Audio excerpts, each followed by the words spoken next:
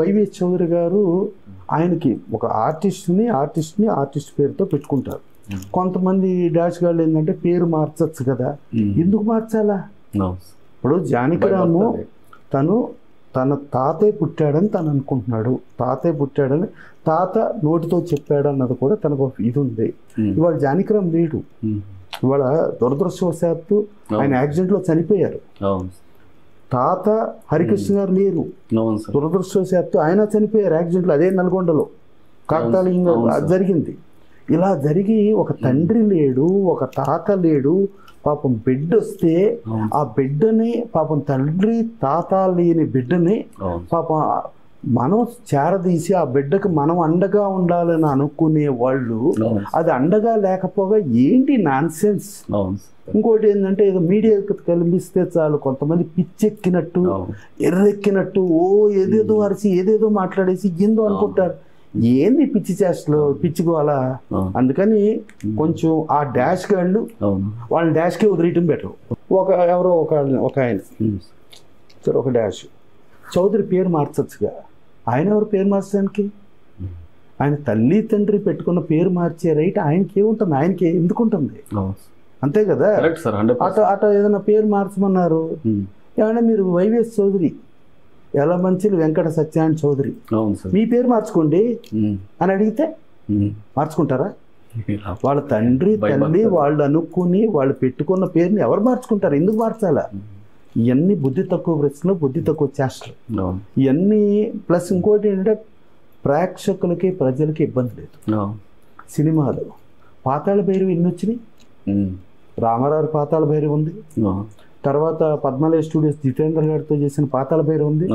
10 పాతాళ భైరవులు వచ్చినా ప్రజలకి ఏ పాతాళ భైరవి ఏంటి అంటే క్లారిటీగా ఉంది, ఇబ్బందే లేదు. ప్లస్ ఇవాళ ఎందుకు చేస్తున్నారు? ఇప్పుడు ఆయన బాలనటుడుగా వచ్చి ఆయన ఉత్తమ బాలనటుడు నంది అవార్డు తీసుకున్న వ్యక్తి మాస్టర్ నందమూరి తారక రామారావు.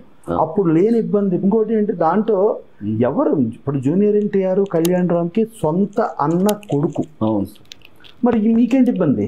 మీకేం ప్రాబ్లం? ఇదేదన్నా జూనియర్ ఎన్టీఆర్ గారికి ఇబ్బంది లేదు, కళ్యాణ్ రామ్ గారికి ఇబ్బంది లేదు, ఎవరికి ఇబ్బంది? పెట్టింది జానకిరాము, ఆయన పేరు పెట్టారు. పెట్టిన ఇప్పుడు ఇవాళ 18 నుంచి దాదాపు అతను 20 ఏళ్ళలో ఉన్నాడు, ఆ పేరుతోనే ఉన్నాడు కదా, ఆ పేరుతోనే అన్ని సొంతకాలు పెడుతున్నాడు కదా.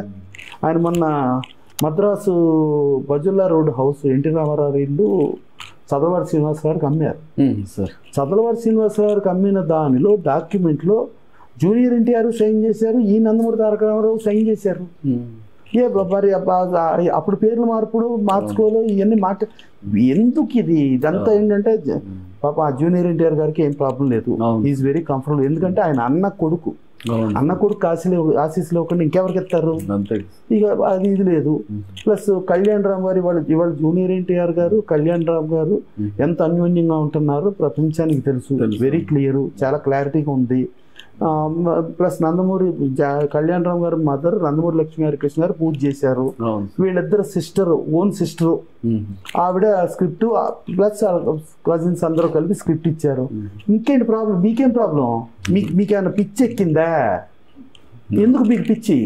ఏదో అని చెప్పి లేదంటే ఏదైనా మీడియా వాళ్ళు ఏమన్నా మీకు డబ్బులు ఇస్తా అంటే ఆ చిల్లర కక్కుర్తికి ఇదయ్యి ఏదో చేద్దాం అనుకున్నారు. లేకపోతే మిమ్మల్ని ఎక్కడో ప్రొవోక్ చేసి ఇది ఏదో ఇష్యూ చేయండి, అది చేయండి, ఇది చేయండి అని చెప్పి ఎవరైనా మిమ్మల్ని రెచ్చగొట్టారా? రెచ్చగొడితే రెచ్చిపోతున్నారా?